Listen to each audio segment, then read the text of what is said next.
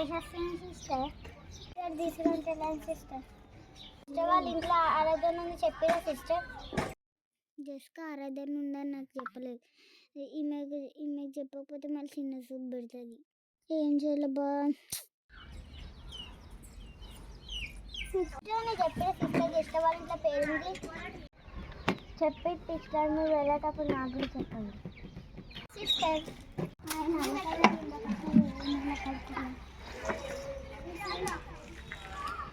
అడిగితే ఏం చెప్పలేదు సిస్టర్. ఈరోజు చెప్పలేదు నాకన్నా.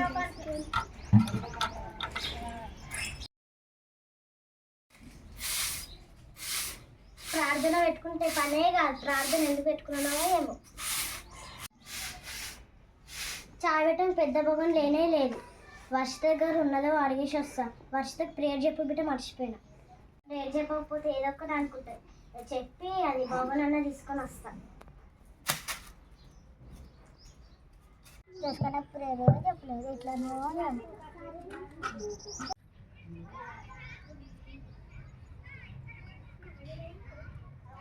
సిస్టర్.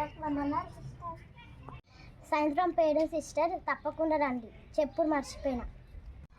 దాన్ని ఏముంది సిస్టర్, ఏం పర్లేదు చెప్పుకున్నా నా దగ్గరికి వచ్చి ప్రత్యేకంగా చెప్పాలా సిస్టర్. మీరు ఎంతో మంచోళ్ళు సిస్టర్. కొంతమంది చెప్పకపోతే అలుగుతారు సిస్టర్. దగ్గర చాయ్ పెట్టడం పెద్ద బాగుంది ఉన్నది కదా, అది ఇస్తావా జరా చాయ్ పెట్టా. అదేముంది సిస్టర్ ఇస్తా.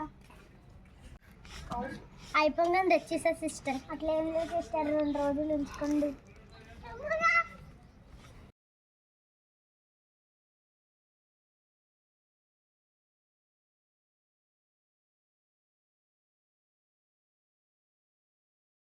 సిస్టర్ చేసుకోవాలా ఇంటికాడ ప్రేయర్ ఉంది కదా రావా.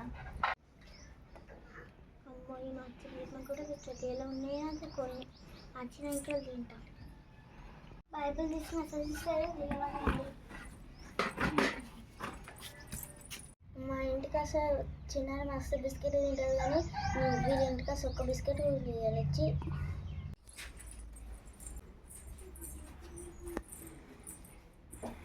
చిన్నారి పోయి బిస్కెట్లను లోపల పెట్టుకోపో, లేదంటే చీమలు పడుతుంది. ఇంకా 4 రోజులైనా తినచ్చు. అవును సిస్టర్, నేను మర్చిపోయిన బైబిల్ వస్తుంది. నేను పోయి లోపల చిన్నారి ఒక గుర్తు చేసినందుకు కూడా ఒక బిస్కెట్ కూడా ఇవ్వలేచ్చి సిస్టర్. నా బైబిల్ మంచిగా పెట్టుకున్నా సిస్టర్. మంచిగా సిస్టర్. సరే పోదాం.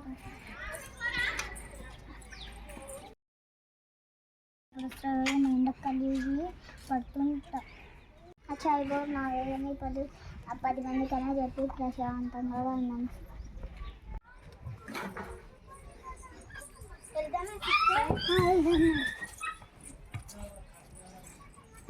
ప్రార్థన ఉంటే అందరు తినడానికి వస్తారు, కరువులకే రాదు.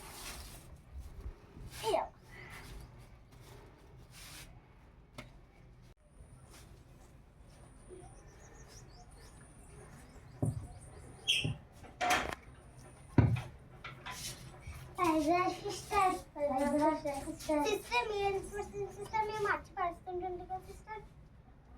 సిస్టర్, అయిపోయింది కదా. కూర్చోండి సిస్టర్. 2 minutes చాయ్ పెట్టుకుని వస్తా.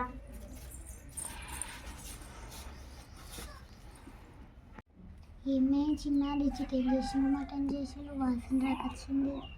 ఏమోనే నాకేం తెలుసు. పప్పు అయితే నేను తిన్నాను తల్లి. అట్లంటున్నానండి. తినక వచ్చినావా అట్లంటే వచ్చినావా? అయితే నువ్వు తిన్నకేం ప్రార్థన అయిపోగానే మీ ఇంటికి వెళ్ళు. 2 minutes రాలేదు, చాయ్ రాలేదు. ఏంది నువ్వు అంత అలవాడ చేస్తావు? చాయ్ తాగలేవు ఎప్పుడు? నువ్వు ఈరోజు చాయ్ తాగాకే. చిన్నారి చాయ్ తీసుకోండి. తీసుకొని పర్లేదు.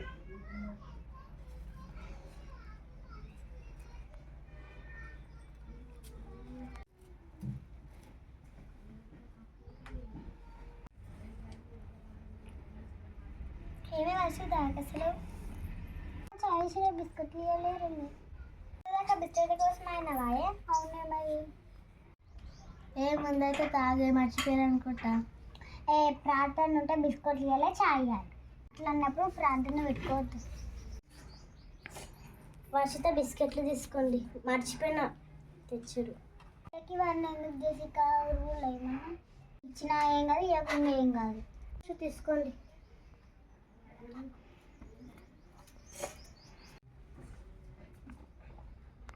అర్థమైంది వర్షిత, ఇప్పుడు ఎంత తింటావు అంత తిను. ఏమే వర్షిత, 2 మూతలు పామాయే. ఏం చేసినానే?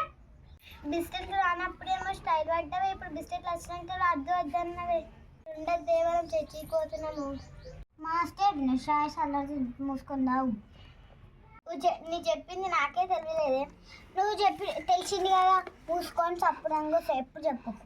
చెప్పలేను బాబాయ్ తన గొప్పతనాన్ని, చెప్పి చెప్పి చేశాడు చిత్రమైన పనులన్నీ. చెప్పలేను బాబాయ్ తన గొప్పతనాన్ని, చెప్పి చెప్పి చేశాడు చిత్రమైన పనులను. కానానులో పెళ్లి విందులో వాటన్ని మైలుగా మార్చివేశాడు. కానానులో పెళ్లి విందులో వాటన్ని మైలుగా మార్చివేశాడు. కీర్తనలు 133:1 నేను చదువుతున్న, అందరు వినండి. సహోదరులు ఐక్యత కలిగి నివసించుట ఎంత మేలు, ఎంత మనోహరము. ఇక్కడ దేవుడు ఏమంటుండంటే మనందరము ఐక్యత కలిగి జీవించాలి, ఐక్యత కలిగి నివసించాలి. ఐక్యత అంటే కలిసిమెలిసి ఉండడం. మన కుటుంబంలో అయినా, మన సంఘంలో అయినా. ఇప్పుడు మన కుటుంబంలో అందరు ఐక్యత లేకపోతే ఆ కుటుంబం అనేది నిలబడదు, చీల్చుకపోతుంది. వాళ్ళ మధ్య వాళ్ళలో విభేదాలు వస్తాయి, తేడాలు వస్తాయి. అలానే సంఘంలో కూడా అంతే. సంఘం అంటే అదొక దేవుని యొక్క కుటుంబం. దీంట్లో మనం ఉన్నాం. మనం అందరం కలిసి ఐక్యతగా జీవించాలి, ఐక్యతగా నివసించాలి. అంటే ఒకరు ఒక మాట అంటే దాన్ని మనం పట్టించుకోవద్దు. ఉదాహరణ, ఎవరైనా మనకి ఏదైనా చెప్పలేరు అనుకోండి, మనం అలానే పట్టుకొని కూర్చోవద్దు. ఐక్యత అంటే కలిసిమెలిసి ఉండాలి. సిస్టర్ వాళ్ళ ఇంట్లో ప్రార్థన ఉందనుకోండి, ఆ సిస్టర్ ఒక్క ఆమెను పని చేసుకోవాలంటే కొద్దిగా ఆమెకు భారం అవుతుంది. అలాంటప్పుడు మీరు కూడా వెళ్ళి సహాయం చేయాలి. సహాయం చేసి మేమందరం ఉన్నాము అని ఐక్యతను ఆమెకు తెలియచేయాలి. అట్లా కలిసి పని చేసుకున్నప్పుడు మనకు పని అనేది సులభంగా అయిపోతుంది. ఓకేనా? 1 కొరింథీయులకు రాసిన పత్రిక 15:58. నా ప్రియ సహోదరులారా, మీ ప్రయాసము ప్రభునందు వ్యర్థము కాదని ఎరిగి స్థిరులను కదలని వారును ప్రభు కార్యాభివృద్ధి అందు ఎప్పటికీ ఆసక్తులై యుండుడి. ఇక్కడ దేవుడు ఏమంటుండంటే, అందరు తలలు పైకెత్తండి. ఇక్కడ దేవుడు ఏమంటుండంటే, మనము దేవుని పట్ల ఒక చర్చిలో అయినా సరే, లేదా మనం పెట్టుకునే ఆరాధనలో అయినా సరే ప్రయాసపడడం అంటే పని చేస్తే ఆ ప్రయాసం అనేది వృధా వ్యర్థంగా పోదు. ఎరిగి అంటే అట్లా తెలుసుకోవాలి. అది వ్యర్థంగా పోదని మనం తెలుసుకొని మన ఆ పని మనం జరిగించాలి.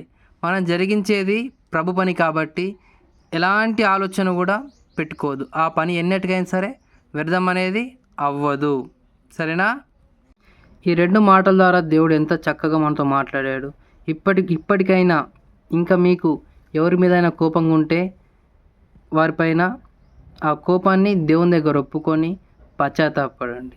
ఈ కోపం అనేది ఎట్లా ఉండాలంటే, ఎప్పుడైతే సూర్యుడు వచ్చి అస్తమించేలోపు మన కోపం అనేది వెళ్ళిపోవాలి. ఓకేనా? ఎవరిపైన కోపం ఉంటే వారిని తీసేసుకోండి, దేవుని దగ్గర ఒప్పుకోండి, క్షమాపణ అడగండి. అలాగే మీరు ఇంకా దేవుని పని ఎందుకు చేస్తున్నాం, అసలు ఇదంతా ఎందుకు అని ఎప్పుడూ అనుకోవద్దు. ఇది ఎప్పుడు కూడా వ్యర్థంగా వేస్ట్గా పోదు. సరేనా? ఈ 2 మాటలు దేవుడు దీవించును గాక. ఆమేన్. అందరం ప్రార్థన చేసుకుందాం, మోకరించండి.